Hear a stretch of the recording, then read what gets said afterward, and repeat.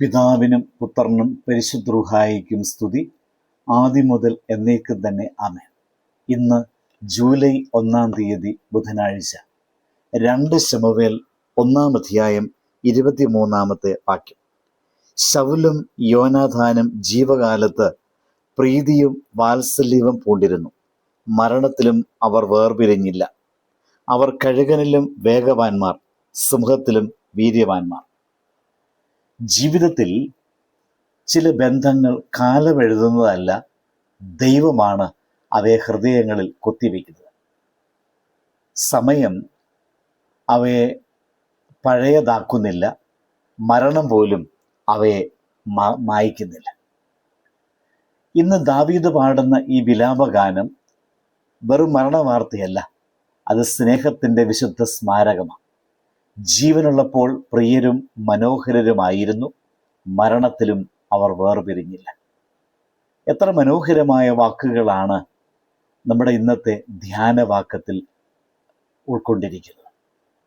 ശൗലിൻ്റെ കൈകളിൽ നിന്ന് ദാവീദ് അനുഭവിച്ചത് കുന്തത്തിൻ്റെ മൂർച്ചയായിരുന്നു. അദ്ദേഹത്തെ കൊല്ലുവാൻ ശൗൽ പലവട്ടം ശ്രമിച്ചു. എങ്കിലും ശൗലിൻ്റെ മരണവാർത്ത കേട്ടപ്പോൾ ദാവീദ് പ്രതികാരത്തിൻ്റെ ഗാനം പാടിയില്ല, പകരം ആദരവിൻ്റെ വിലാപഗാനമാണ് പാടിയത്. കാരണം ദൈവത്തിൻ്റെ മനുഷ്യൻ മറ്റുള്ളവരുടെ പരാജയത്തിൽ സന്തോഷിക്കുന്നില്ല, അവരുടെ നന്മയെ ഓർക്കാൻ അവൻ പഠിച്ചിരിക്കുന്നു.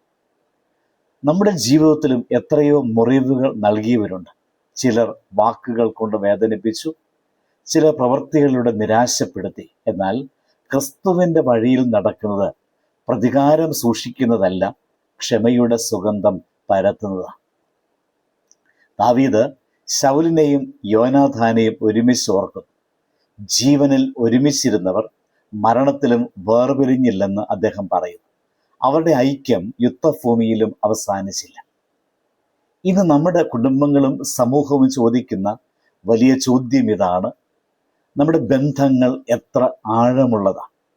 സാഹചര്യങ്ങൾ മാറുമ്പോൾ മാറിപ്പോകുന്ന ബന്ധങ്ങളാണോ നമ്മുടേത്, അതോ പരീക്ഷണങ്ങൾക്കിടയിലും നിലനിൽക്കുന്ന വിശ്വസ്തതയാണ്?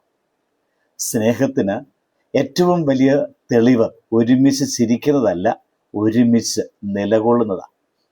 മനുഷ്യൻ്റെ ശക്തിയും മഹത്വവും ഒരു ദിവസം അവസാനിക്കും. എന്നാൽ സ്നേഹവും വിശ്വസ്തതയും ദൈവഭയവും നിറഞ്ഞ ജീവിതം അവസാനിക്കില്ല. ശരീരം മണ്ണിലേക്ക് മടങ്ങിയാലും അത്തരം ജീവിതത്തിൻ്റെ സുഗന്ധം തലമുറകളിലൂടെ പരക്കും. നാം ഈ ലോകം വിടുമ്പോൾ നമ്മുടെ സമ്പത്തല്ല ആളുകൾ ഓർക്കുക, നമ്മുടെ സ്നേഹമാണ്. നമ്മുടെ സ്ഥാനമല്ല അവർ ഓർക്കുക, നമ്മുടെ സ്വഭാവമാണ്. നാം നേടിയ വിജയങ്ങളല്ല, നാം സ്പർശിച്ച ഹൃദയങ്ങളാണ്. അതുകൊണ്ട് ഓരോ ദിവസവും നമ്മോടൊപ്പം ജീവിക്കുന്നവരെ സ്നേഹിക്കാം, ക്ഷമിക്കാൻ വൈകാതെ ഇരിക്കാം, ആദരവ് പ്രകടിപ്പിക്കാൻ മടിക്കാതെ ഇരിക്കാം, ജീവിച്ചിരിക്കുമ്പോൾ തന്നെ സ്നേഹിക്കാം. അപ്പോൾ നമ്മുടെ ജീവിതവും ഒരു ദിവസം ദാവീദിൻ്റെ ഈ ഗാനത്തെ പോലെ മറ്റുള്ളവരുടെ ഹൃദയങ്ങളിൽ ഒരു അനുഗ്രഹ ഗീതമായി മാറും. നമ്മുടെ ജീവിതം അവസാനിക്കുമ്പോൾ നമ്മുടെ സ്നേഹത്തെക്കുറിച്ച് മറ്റുള്ളവർ സംസാരിക്കുവാൻ ഇടയായിത്തീരണം. നമ്മുടെ വിശ്വസ്തതയെക്കുറിച്ച് മറ്റുള്ളവർ സാക്ഷ്യം പറയേണ്ടതായിട്ടുണ്ട്. അങ്ങനെ ഒരു ജീവിതം നയിക്കുവാൻ ദൈവം നമ്മെ അനുഗ്രഹിക്കട്ടെ. പ്രാർത്ഥിക്കാം. സ്വർഗീയ പിതാവേ, സ്നേഹിക്കാനും ക്ഷമിക്കാനും വിശ്വസ്തരായിരിക്കാനും ഞങ്ങളെ പഠിപ്പിക്കണമേ. ഞങ്ങളുടെ ബന്ധങ്ങൾ സ്വാർത്ഥതയിലല്ല, അങ്ങയുടെ സ്നേഹത്തിൽ വേരൂന്നിയാകട്ടെ. ഞങ്ങളുടെ ജീവിതം മറ്റുള്ളവർക്ക് അനുഗ്രഹമായും ഞങ്ങളുടെ ഓർമ്മ ക്രിസ്തുവിൻ്റെ സ്നേഹത്തിൻ്റെ സുഗന്ധമായും നിലനിൽക്കുവാൻ കൃപ നൽകണമേ. ആമേൻ. ദൈവം അനുഗ്രഹിക്കട്ടെ.